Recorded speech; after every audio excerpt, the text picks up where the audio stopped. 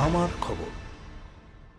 ওয়াকফ সংশোধনী আইন প্রত্যাহারের দাবিতে বিক্ষোভ মিছিল ও বিল প্রত্যাহারের বিরোধিতায় পথে নামল মুসলিম সংগঠন।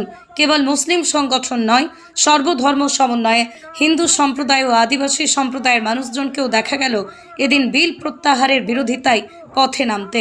বোলপুর লাইকবাজার মোড় থেকে মিছিলটি শুরু হয়, শেষ হয় বোলপুর চৌরাস্তায়।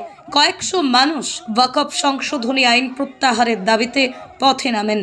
এরপরই বোলপুর চৌরাস্তায় একটি প্রতিবাদ মঞ্চের আয়োজন করা হয়, যেখানেই বক্তব্য রাখেন সর্বধর্ম সমন্বয়ের মানুষরা।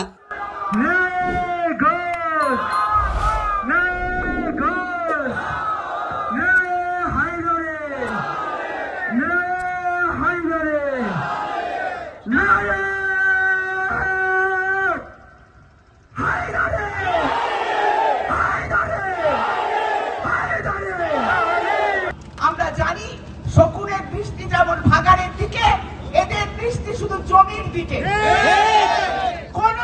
কোন ওয়াকফ দিয়ে কোন মুসলমানের কল্যাণ হবে না ভাই। আমরা জানি গত বছর আমি নিজে 100 দিনের অনশনে গিয়েছিলাম বারাণসীতে।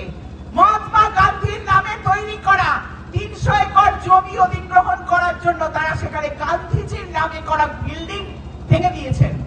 সেখানকার মানুষ অনশন করছেন। কেন?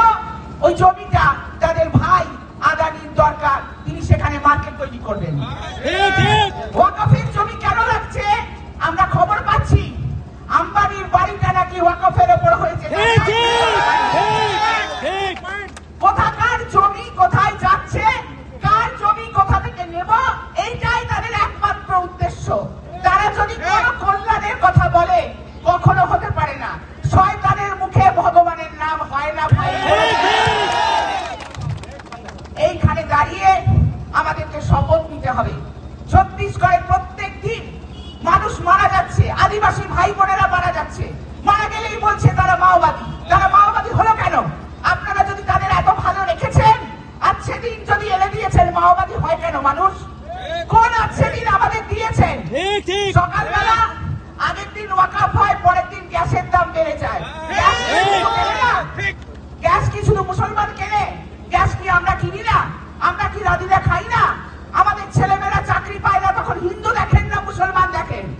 দিবারাত্র হিন্দু মুসলমান করে গোটা দেশটাকে ধ্বংস করে দিচ্ছে। কোন হিন্দু কোন মুসলমানের শত্রু নয়, শত্রু তারা যারা লড়াই বাঁধায়। তাদেরকে খুব ভালো করে জেনে রাখবে। শয়তান যখন সামনে আসে, সবচেয়ে সুন্দর চেহারা নিয়ে সবচেয়ে মিষ্টি কথা বলে আসে। আপনারা জানেন গত এক সপ্তাহ আগে ওয়াকফ অ্যামেন্ডমেন্ট বিল, সেটা পার্লামেন্টে এনডিএ সরকার সংখ্যাগরিষ্ঠতার জেরে তারা বিল এনেছে। রাজ্যসভাতে, পার্লামেন্টে, রাজ্যসভায় এবং রাষ্ট্রপতি সই করে তারা সেটাকে আইনের রূপ দিয়েছে। এই ওয়াকফের সম্পত্তি এটা মুসলমানদের নিজস্ব সম্পত্তি।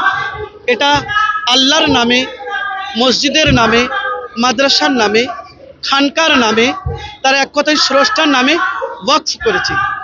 এই কয়েকশো বছর ধরে এটা ব্রিটিশরা যখন আমাদের দেশে ছিল তখন এই সম্পত্তি সুরক্ষিত ছিল।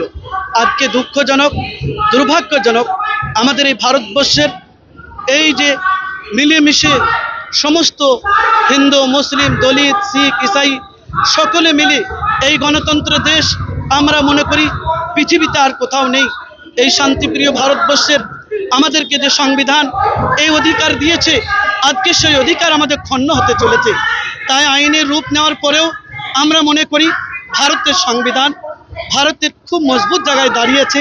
তাই আমরা শান্তিপ্রিয় গণতন্ত্র প্রেমিক মানুষদেরকে নিয়ে আমরা পথে নেমেছি। এইসব পীর সাহেব, খানকার যারা তাসাহুব, যাদের সম্পর্ক ঈশ্বরের সঙ্গে, আল্লাহর সঙ্গে, মানুষদেরকে যারা আত্মশুদ্ধির জন্য ডাকে, যারা কোনোদিন রাজনীতির মঞ্চেও ছিল না, কিন্তু আজকে আমাদেরকে পথে নামতে হয়েছে। আমরা যেদিন এই ভারতবর্ষকে ব্রিটিশদেরকে তাড়ানোর জন্যে হিন্দু, মুসলিম, শিখ, ইসাই সকলে মিলে লড়াই করেছিলাম, অনুরূপভাবে আজকে যদি আমরা সকলে মিলে এই আন্দোলন যদি না করি, তাহলে আগামী দিনে আমাদেরকে শেষ হয়ে যেতে হবে। ধর্মীয় কৃষ্টি কালচারগুলো আমরা করতে পারবো না। তার জন্য আমরা পথে নেমেছি। যতক্ষণ পর্যন্ত এই কালা কানুন বাতিল না করবে ততক্ষণ আমাদের এই আন্দোলন চলতে থাকবে। নতুন বাড়ি রং করাবেন কিংবা পুরনো বাড়িকেই রং করে ঝকঝকে করতে চাইছেন? তাহলে চলে আসুন ডিউলাক্স পেইন্টের ডিলার লাকি মার্কেন্টাইলসে। নানা ধরনের রং এবং রং করার সামগ্রীর বিশ্বস্ত প্রতিষ্ঠান লাকি মার্কেন্টাইলস। ঠিকানা জিলিপিতলা, বাইপাস রোড, বোলপুর। যোগাযোগের নম্বর 8116360364।